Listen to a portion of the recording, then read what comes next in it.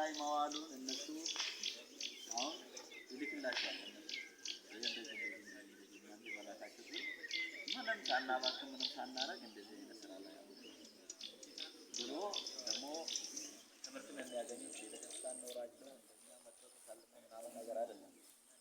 ወንጌል የሚያገኙት በቴሌግራም አማካኝነት እነሱ ወንጌል ያገኛሉ። ልባቸው ሲሰበር ለሚረዱ ሰዎች ለሚረዱ ቤተክርስቲያናት እገዛ ያደርጋሉ ማለት ነው። እነሱ አሁን ከእናንተ ሊጠብቁት ጸሎት ነው። ጸሎት እንድታረጉላቸው ምንድነው የተሰማችሁ? ምን አይነት ደስታ ነው የተሰማችሁ?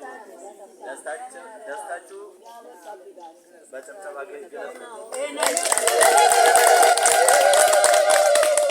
እንግዲህ ከእናንተ የሚጠበቀው ቤተክርስቲያን በመመላለስ ቤተክርስቲያን ታገለግሉ። ምንድነው የጎደላት? በአቅማችሁ በብር ሳይሆን እናንተ በአቅማችሁ ቤተክርስቲያን ለቤተክርስቲያን የሚደረገውን ነገር የመጥቶ ደጇን መጥረግ ራሱ ትልቅ ነገር ስለሆነ በዚህ እንድትተባበሩ ለነሱ ጸሎት እንድታረጉና አመሰግናለሁ። እሺ እናመሰግናለን። ቀጥታ ወደ እንትኑ እንሄዳና ከዛ ቦደረት ዋሴት ቀባል ቦደስ እንደሰን ለቴ ስማችሁን አስከሉ ተረምና እየመጣችሁ ትወዳላችሁ ማለት ነው። ለተላለፉት መልእክቶችን ቃለ እግዚአብሔር አምላክ የተመሰገነ ይሁን።